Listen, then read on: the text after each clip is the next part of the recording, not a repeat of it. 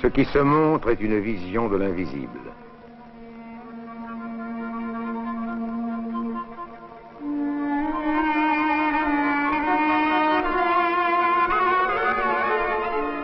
Ce qui varie est d'accord avec soi.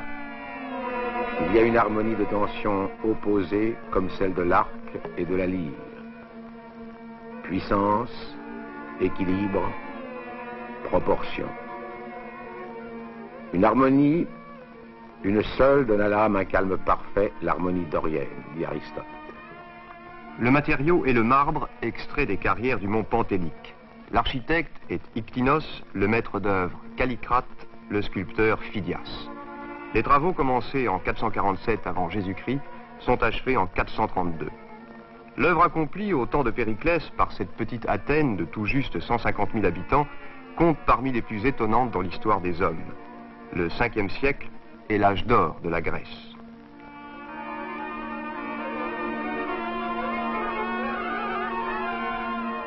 Notre constitution est faite pour tous et non pour quelques-uns. C'est pourquoi nous l'appelons démocratie, dit Périclès. Comment donc voyaient-ils la vie, les hommes de ce temps-là? Les artisans façonnaient avec amour des vases d'une grande beauté, représentant des scènes de la mythologie ou de la vie quotidienne. On y conservait les produits de la terre.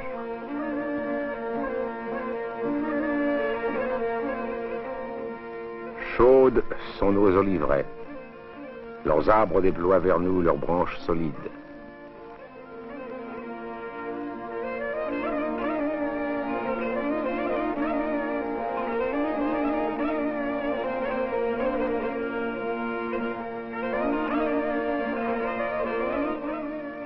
Et la vigne offre ses présents.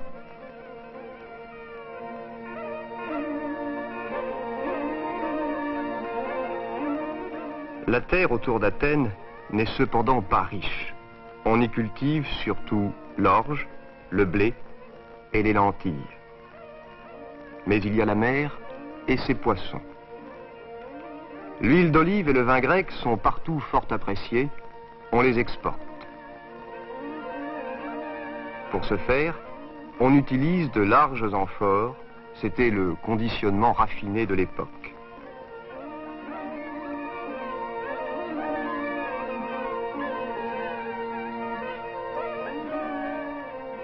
Les artisans excellent en tout, ils occupent une place de choix.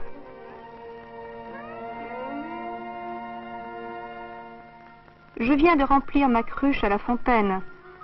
Ce n'est pas facile, dans cette foule mouvante et bruissante du cliquettement des pots. Et comme il se doit, les jeunes filles papotent.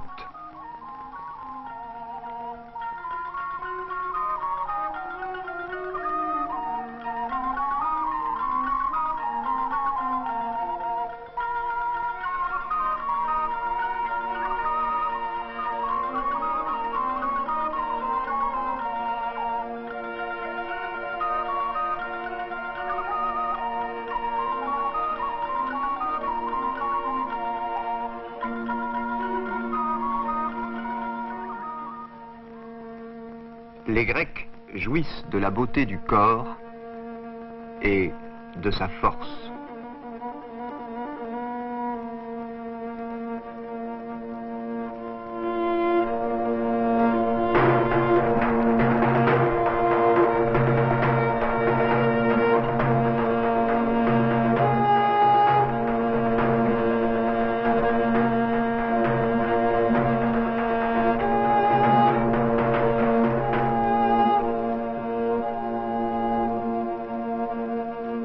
Nous célébrons des jeux et des sacrifices tout au long de l'année. Le vainqueur d'une épreuve offre aux dieux que les jeux viennent d'honorer l'hommage de sa victoire, prix de l'effort suprême imposé au corps et à l'esprit. Nous savons l'art de récréer l'esprit après les affaires.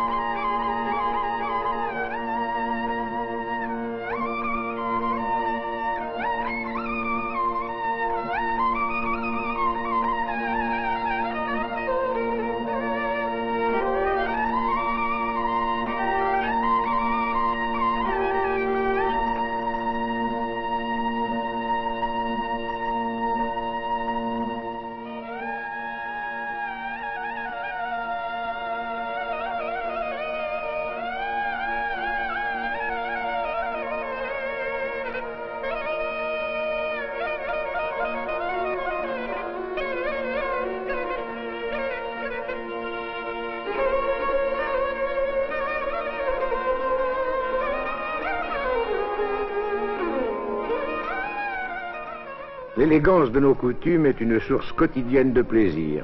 Elle nous aide à bannir le spleen.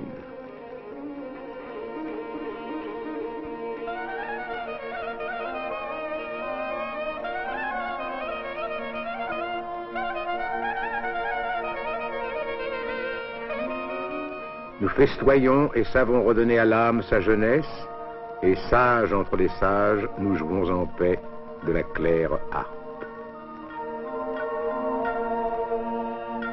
Ces hommes parlent avec l'aisance que la liberté donne au langage, car ils peuvent s'exprimer en paix, errant d'un sujet à l'autre à la poursuite d'un seul but, la vérité.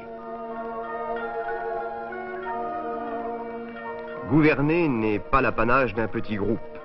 5000 citoyens s'assemblent 40 fois par an pour débattre des affaires de l'État, entre autres de sa puissance navale et militaire, le fondement de sa défense.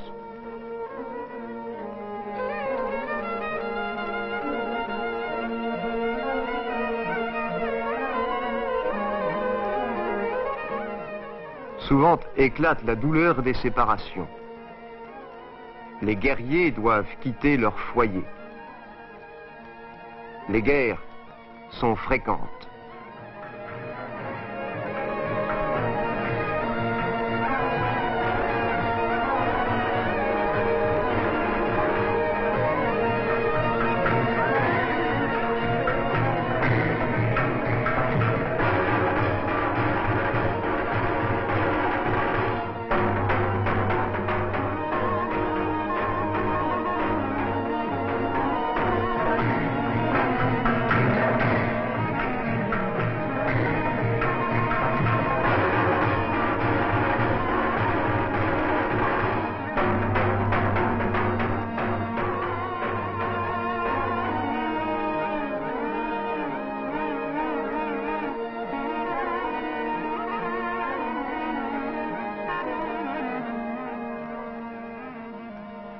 Le guerrier repose son casque. De la violence ne peut naître que la violence. Aucun conflit ne peut engendrer une paix durable. Athéna, fille de Zeus, est la déesse protectrice d'Athènes. Elle admet la guerre quand il le faut, mais elle enseigne aux hommes à vivre en paix du fruit de leur travail.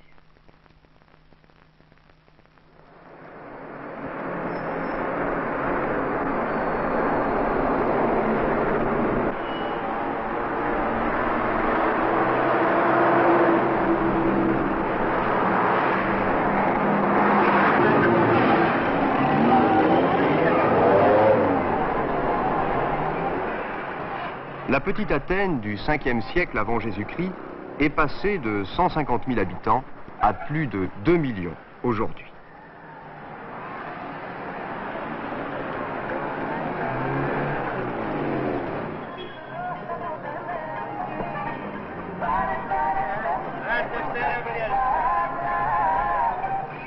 Et aujourd'hui, les vapeurs d'essence mettent l'acropole en danger.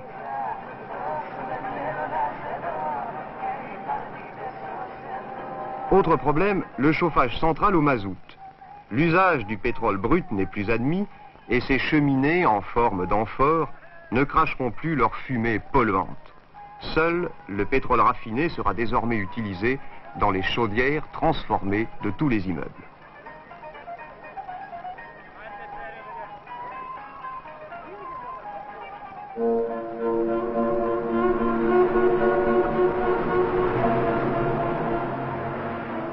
Mais les usines, elles, restent un danger.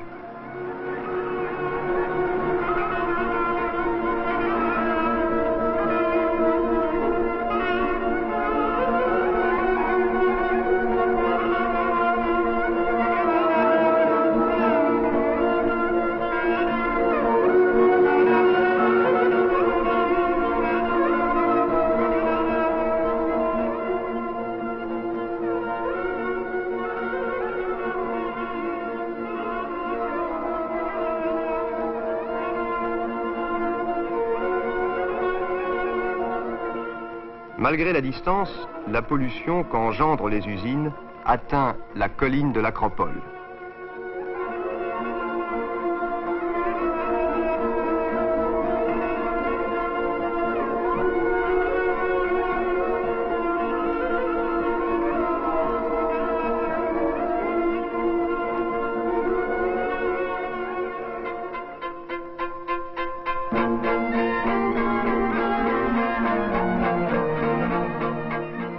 les causes de détérioration sont multiples.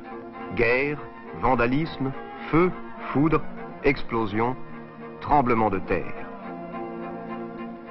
Mais ce sont aussi la poussière et les vents, les variations climatiques, les armatures métalliques, les supports de béton utilisés au début du siècle qui ont fait éclater la pierre.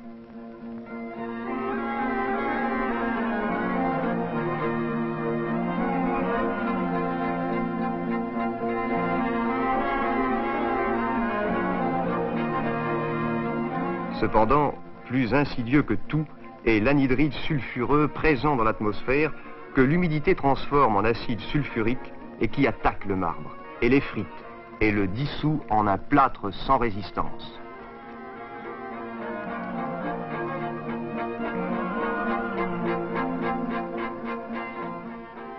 Ironie du sort, le danger vient donc de l'espace qui entoure le Parthénon, lui-même fils de cet espace, de l'harmonie parfaite qu'il engendre. Et voici que l'air même le mine. La Grèce tente avec ordre et méthode de trouver des solutions en utilisant les ressources techniques du XXe siècle.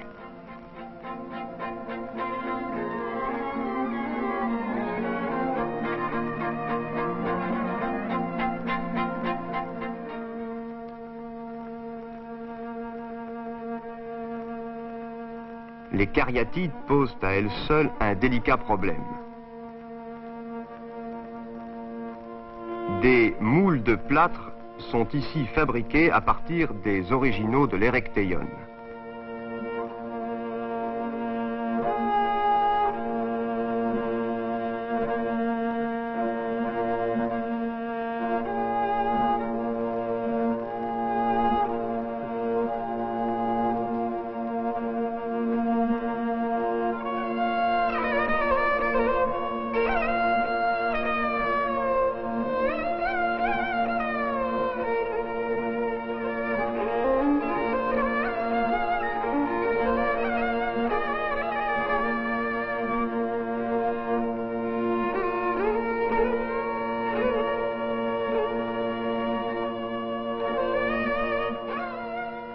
C'est d'un véritable puzzle qu'il s'agit. Chaque morceau du moule doit être retiré à son tour avec la plus grande délicatesse.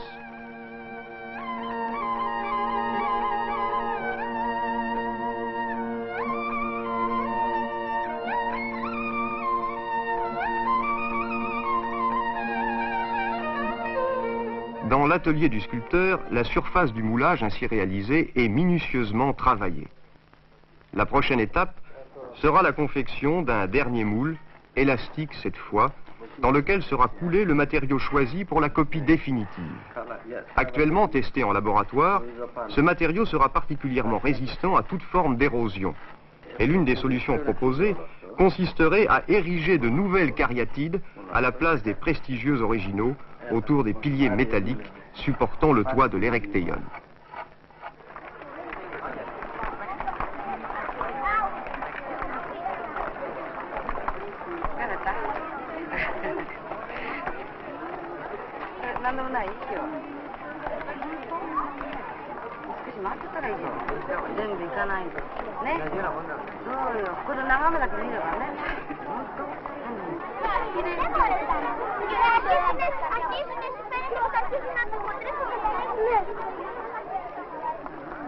Le rocher sur lequel est bâtie l'acropole est lui-même devenu un monument qu'il faut préserver.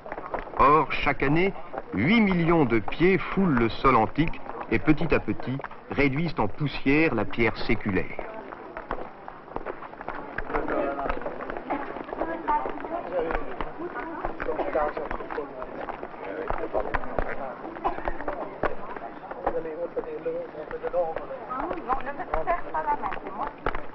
Les autorités ont déjà fermé aux touristes le Parthénon et les ailes des propylées.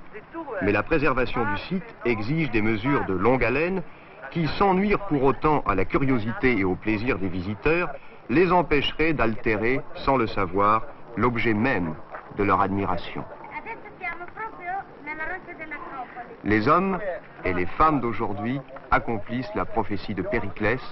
Les siècles futurs nous admireront comme nous a admiré notre temps, nous sommes l'école de la Grèce.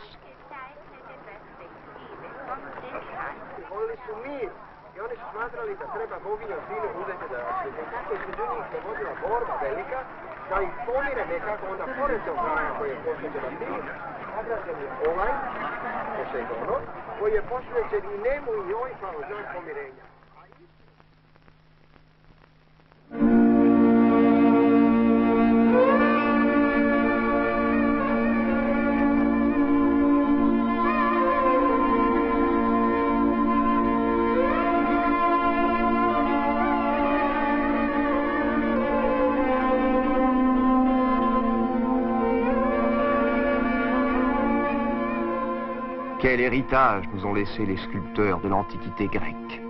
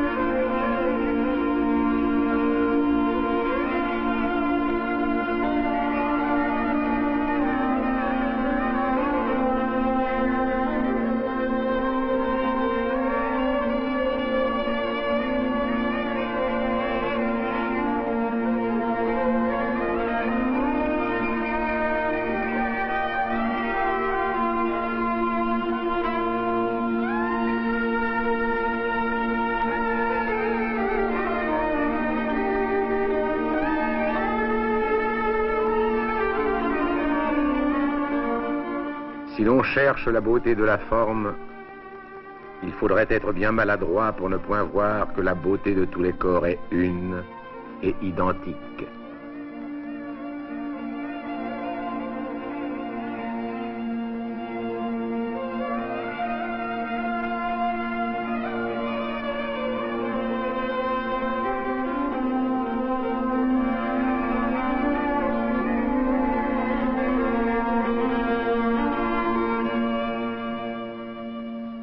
La tragédie est peut-être l'expression la plus profonde du génie grec, sans doute parce qu'elle en révèle l'essence même. Le théâtre grec est aujourd'hui aussi vivant qu'à sa naissance. Mélina Mercouri évoque la Médée d'Euripide.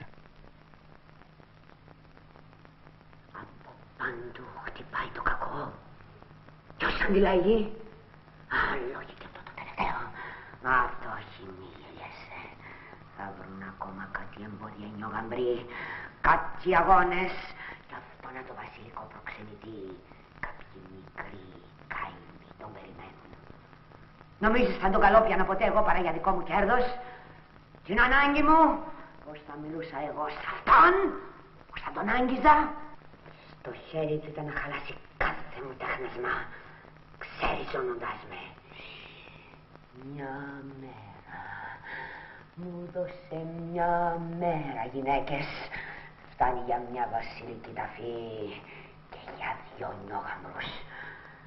Μίλησε για τα μονοπάτια του θανάτου, αγαπημένες μου. Δεν ξέρω ποιον να πρωτοπάρω. Φωτιά να ανάψω στο νηφικό του δώμα ή το σιωπηλό μαχαίρι στα χορτάτα του σηκώτια. Εκεί που θα αναπαύονται. Στις νύχτα στο παλάτι βήματα σκερά. Περίμενε, εδώ είναι. Αν με πιάσουν με το σκοπό μου ξεδικάροντας το χέρι πεθαίνω. Και ο τελευταίος απόϊχος της ζωής στα αυτιά μου θα είναι το γέλιο του. Καλύτερα μην ξεστρατίζεις από τον ισιόδρομο μύδια από τη γνώση που κυλάει στο αίμα σου. Με το φαρμάκι να αγοράσεις τη ζωή τους. Αχ, πίκρος λίγαμος ο γάμος τους, πίκρο το προξενιό τους κι η ώρα που εμένα εξόριζαν. Για την επιστήμη την κατέχεις και πάνω απ' όλα γεννήθηκες γυναίκα. Μας λένε άχρηστες για το καλό. Τότε ας γεννούμε του κακού οι πάνσοφοι τεχνίτες.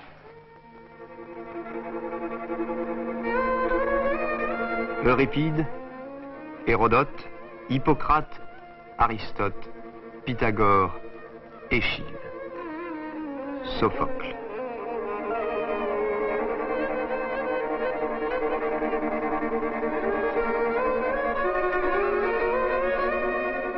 La liste de ces géants, dont Homère fut le premier, est interminable. Au-delà des monts et des mers de ce monde, se dressent ces fils immortels de l'esprit.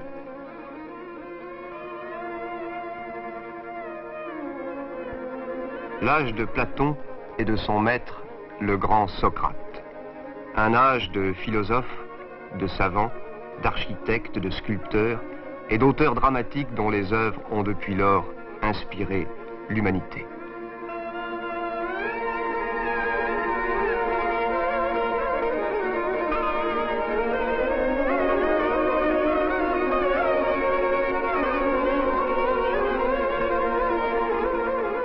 Ô Pan bien-aimé, et vous, tous les dieux de ces lieux, accordez-moi la beauté de l'âme et que le monde extérieur soit en harmonie avec mon être profond.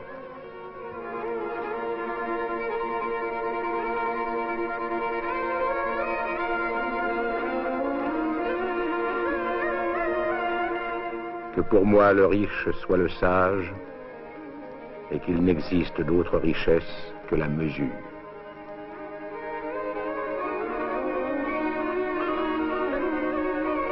Athènes est plus qu'une ville.